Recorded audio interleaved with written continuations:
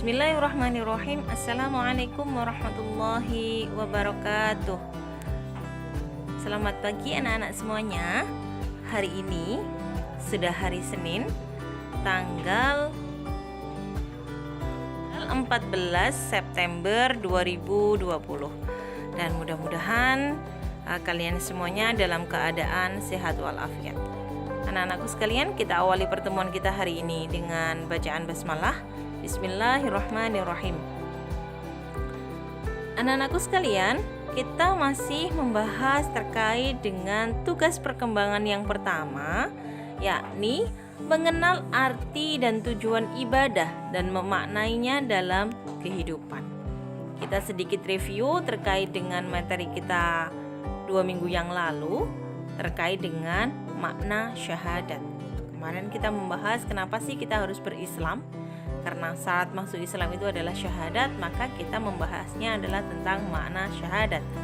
Menurut Wikipedia, syahadat merupakan asas dasar dari rukun Islam, juga sebagai ruh inti dan landasan seluruh ajaran Islam. Syahadat adalah pengakuan ketauhidan atau keesaan Allah dan juga pengakuan kerasulan Muhammad beserta ajarannya. Karena dengan syahadat ini kita membedakan kita muslim atau tidak muslim.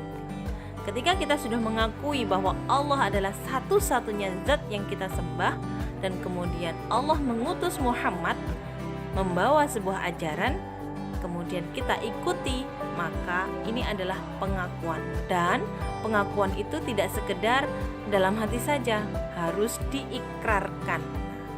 Maka syahadat ini adalah sebuah ikrar yang bunyinya asyhadu alla ilaha illallah wa asyhadu anna muhammadur rasulullah. Kemarin kita menjelaskan tentang kalimat yang baik gitu ya. Kalimat yang baik itu sebuah perumpamaan gitu ya dari sebuah pohon. Kalimat yang baik itu kemarin saya jelaskan adalah la ilaha illallah. Tiada Tuhan selain Allah gitu ya. Kembali dari makna syahadat tadi, di dalamnya ada kalimat tauhid la ilaha illallah, dan ini oleh Rasulullah diperumpamakan sebagai sebuah kalimat yang baik. Dan kalimat yang baik ini ternyata adalah inti dari sebuah keimanan. Jadi kalimat yang baik seperti pohon yang baik, akarnya yang teguh dan cabangnya menjulang ke langit. Minggu kemarin saya berikan contoh terkait dengan pohon kurma.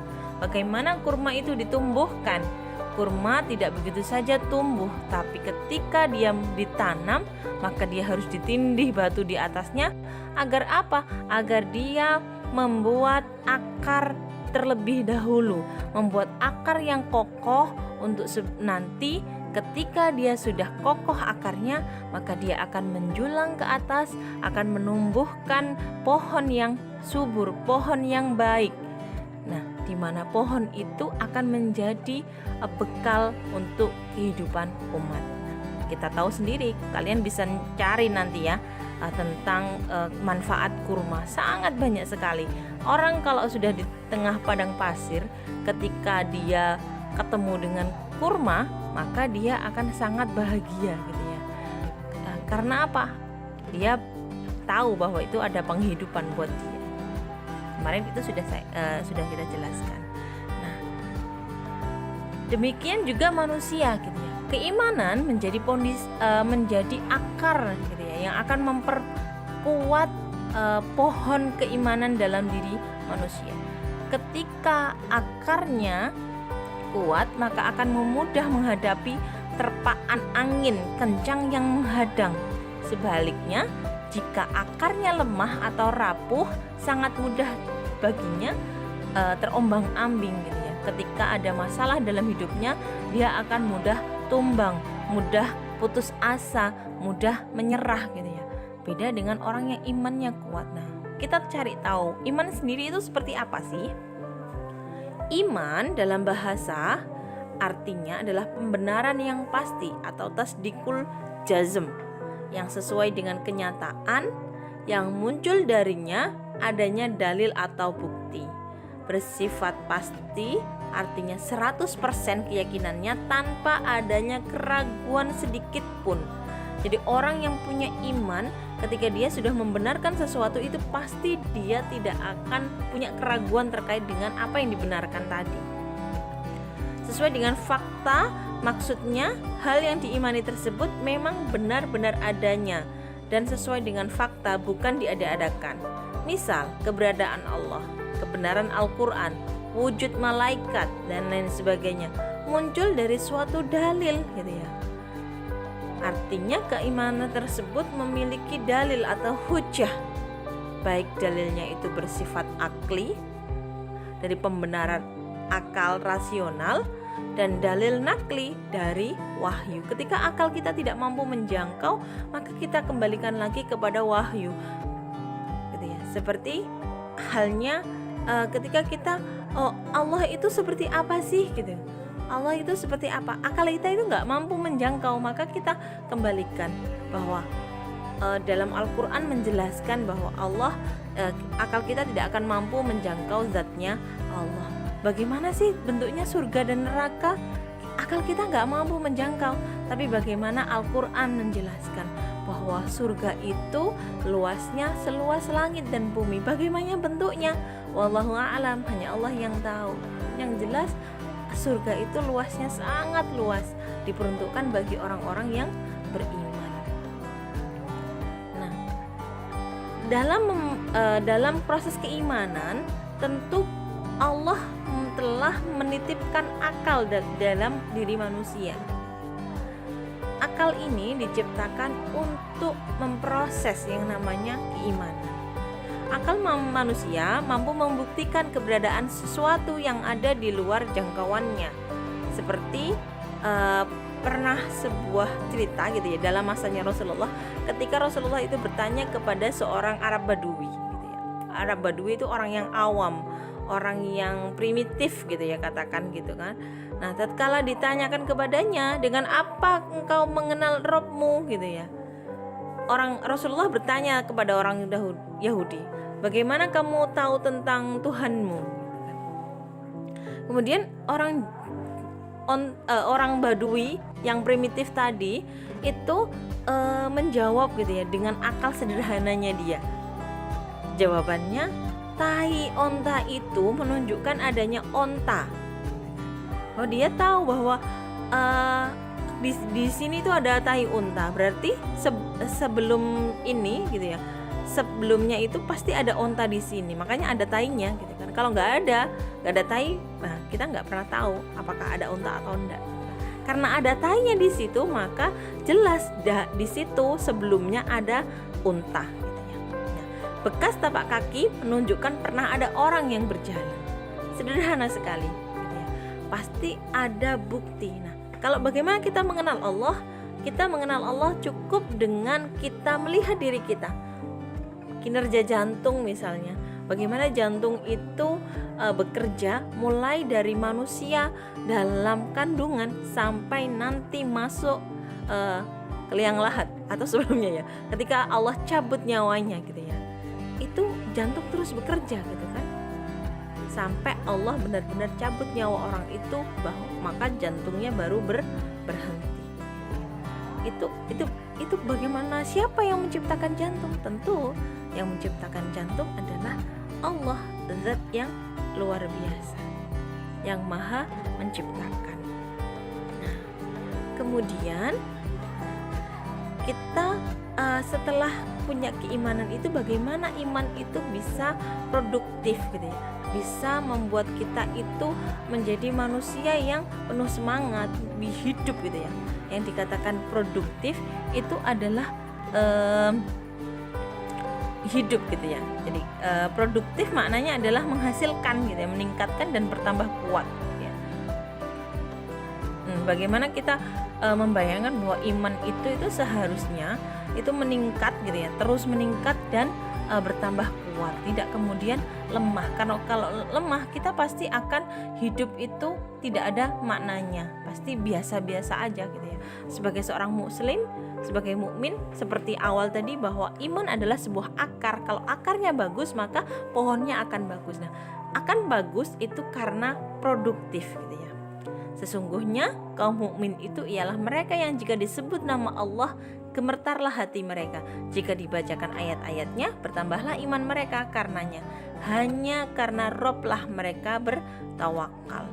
Terjemah Quran surat Al-Anfal ayat surat ke-8 ayat 2. Ini menunjukkan bahwa manusia mukmin itu seharusnya begitu gitu ya.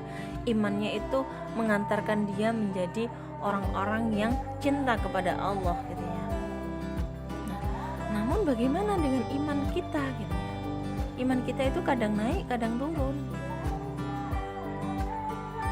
Nah, kuat lemahnya iman itu tergantung ketaatan dan kedisiplinan hamba menjalankan hukum-hukum syariah, rasa takut kepada Allah dan rasa harap akan pertolongan Allah.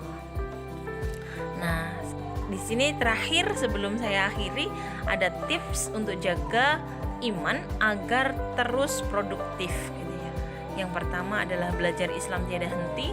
Jadi belajar Islam itu tidak hanya pada pelajaran pendidikan agama Islam, tapi belajar Islam semuanya. Nah, seperti ini pelajaran BK gitu kan.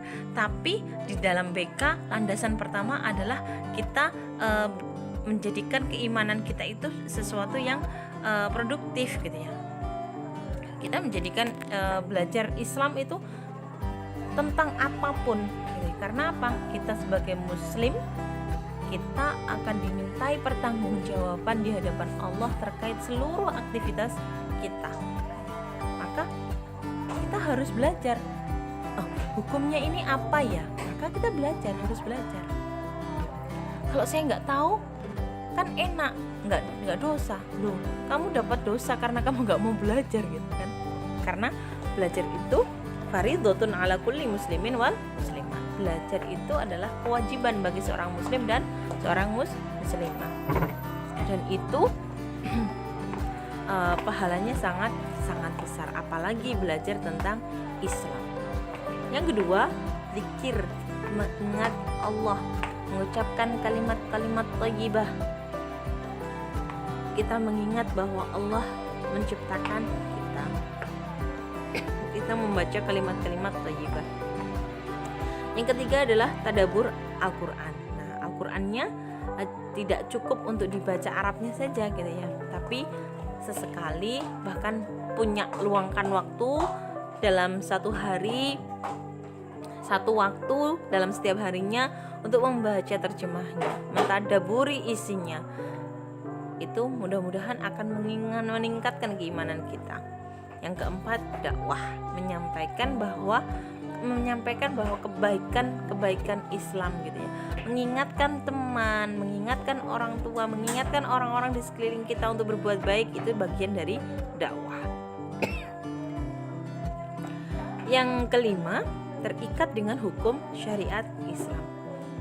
Ketika kita sudah tahu gitu ya, di awal tadi setelah kita belajar tentang Islam, maka kita akan tahu mana yang boleh, mana yang nggak boleh, mana yang halal, mana yang haram. Nah, ketika sudah tahu seperti ini, kita jalankan. Ini namanya kita terikat dengan hukum syariat.